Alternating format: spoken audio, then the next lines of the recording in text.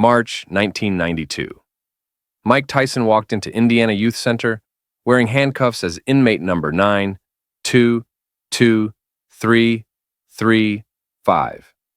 3 years away from the ring and the roar of crowds chanting his name, the world thought prison would break the baddest man on the planet, and he'd emerge soft and finished. They were wrong. What happened behind those walls didn't break Mike Tyson, but rebuilt him, cell by cell and rep by rep.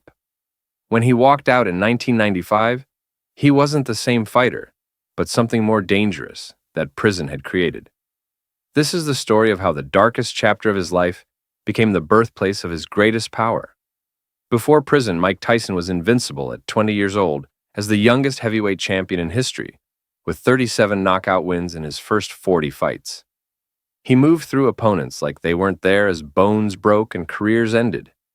But by 1991, the warrior who'd conquered boxing was drowning in chaos after Cus D'Amato died. The discipline was gone, and the focus shattered. Then came the conviction and the sentence of 3 years in Indiana Youth Center.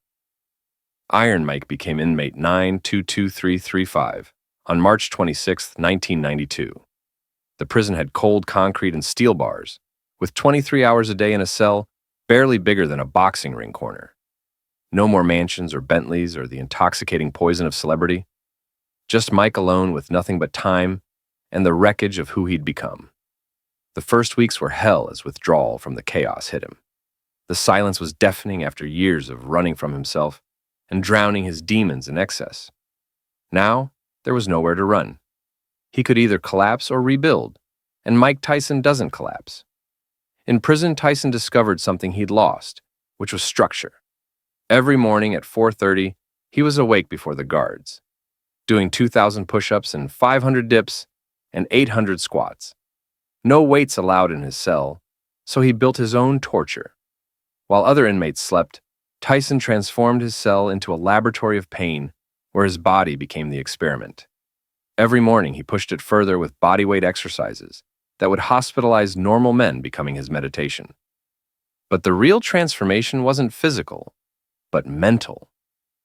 Tyson started reading history and philosophy and war strategies as he devoured books the way he'd once devoured opponents. He studied Machiavelli and Sun Tzu and Nietzsche and Alexander the Great and Genghis Khan. He studied conquerors who'd bent entire civilizations to their will through pure, calculated violence and psychological warfare. In that cell, something clicked about boxing, not just being about punching, but about domination and breaking a man's will before your fist ever touched his face. Cus D'Amato had tried to teach him this, as the peekaboo style wasn't just defense, but psychological warfare to make them miss and make them doubt and then destroy them. But young Mike had relied on raw power. Now in prison with nothing but time and books and the burning need to reclaim what he'd lost, he finally understood. The training intensified as 2,000 push-ups became 3,000. He'd shadowbox in his cell for hours, perfecting combinations and studying footwork and visualizing fights with an intensity that scared the guards. Other inmates watched him through the bars, seeing this wasn't an athlete staying in shape, but something else. Something primal, like a caged predator, sharpening its teeth and counting the days until release. 18 months in his body had transformed as prison had stripped away everything soft, and his physique was carved stone. But more importantly, his mind was a weapon now. He wasn't the undisciplined champion who'd entered, but was focused and hungry and calculating. The chaos that had defined his life outside was gone and replaced by cold, methodical preparation. The prison psychologist wrote, "That subject displays unusual mental discipline and physical regimen and appears to be training for something." He was training for war.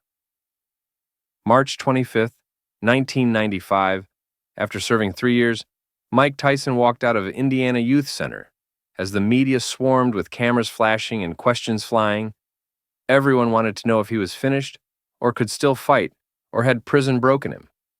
Tyson didn't answer but just smiled, that terrifying smile that had haunted opponents for years. 4 months later, on August 19th, 1995, at MGM Grand in Las Vegas, Peter McNeely stood across the ring from the returning Mike Tyson. McNeely was a legitimate contender who was undefeated and confident. He talked big before the fight, saying he wouldn't be intimidated and that Tyson was rusty and vulnerable. The opening bell rang, and 89 seconds later, it was over. Tyson didn't just win, but destroyed him. The combinations were sharper than ever, and the movement more calculated, and the power somehow impossibly even more devastating. McNeely's corner threw in the towel as their fighter was being dismantled in front of 20 million viewers worldwide. The announcers were stunned as this wasn't a rusty fighter returning from prison, but something evolved and more dangerous than the champion who'd left.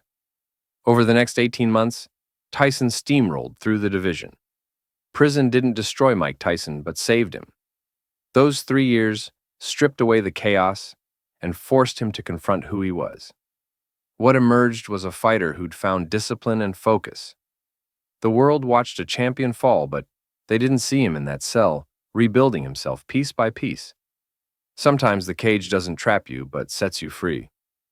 Mike Tyson walked into prison as a champion who'd lost himself, and walked out as a man who'd found himself. The monster wasn't broken by captivity, but was born there.